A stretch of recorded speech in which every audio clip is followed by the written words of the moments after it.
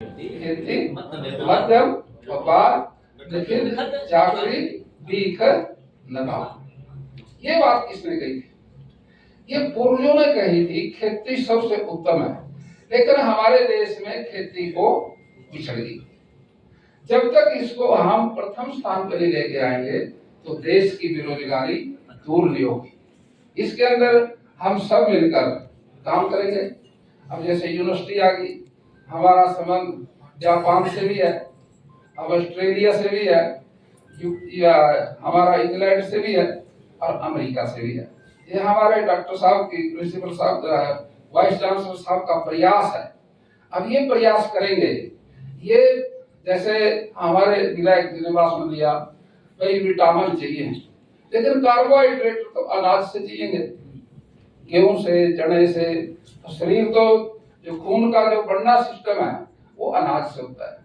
Protein की भी जरूरत है, सब चीज की जरूरत है, वो अलग बात है। लेकिन हमारी खेती देश के अंदर प्रथम रहे।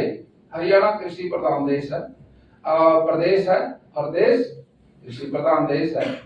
अब हरियाणा के अंदर ज्यादा अवसर है एग्रीकल्चर के बढ़ने के, और हम समझते हैं अभी इसी तरह से इंस्टीट्यूट अगर बढ़ते रहे और हम सब इकट्ठे बच्चे जो आज अब ये पढ़ लिख कर डॉक्टर बनेंगे, खेती बाड़ी के बारे में ज्यादा प्रसार करेंगे। इसमें मच्छी पालन भी है, बागवानी भी है, और कई और क्षेत्र भी हैं। हम इसमें सबसे बढ़ेंगे।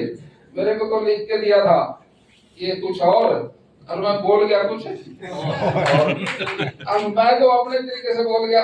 मेरे को तो इस बात की जानकारी नहीं थी।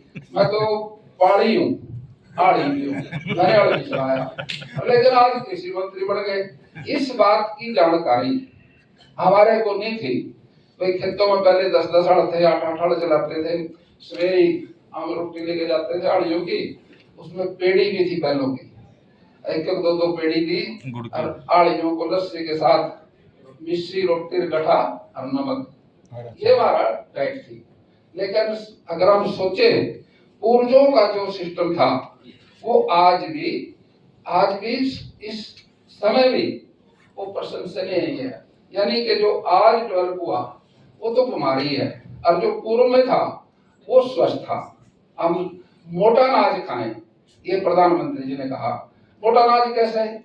आपकी थाली में अगर रोटी आ गई जो आज से टूट गई, इसका समझो वो जल्दी हजम हो जाएगी, और जो आज से नहीं टूट रही वो पेट में भी गड़बड़ करेगी।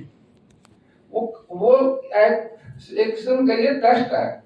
आप खाना खाते हो, जब आपकी आपसे खाना खाया और जल्दी टूट गया वो जल्दी हजम हो जाएगा, और जो टूटी है खींच रहे हो आप रोटी को, वो आपको दिक्कत देगा।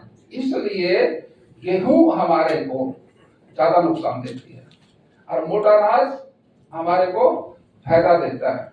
हम अपने आप को शुरू करें, मोटे अनाज को खाएं और स्वस्थ रहें।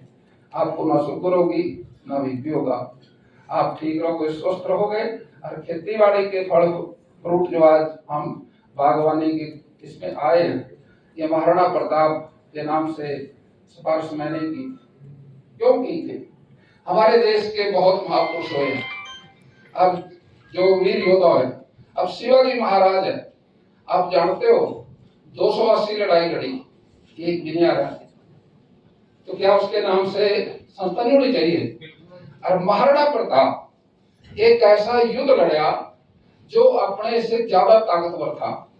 मैं कहूँ में उसका क्षेत्र तो 3 लाख किलोमीटर का क्षेत्र था अकबर का। इसका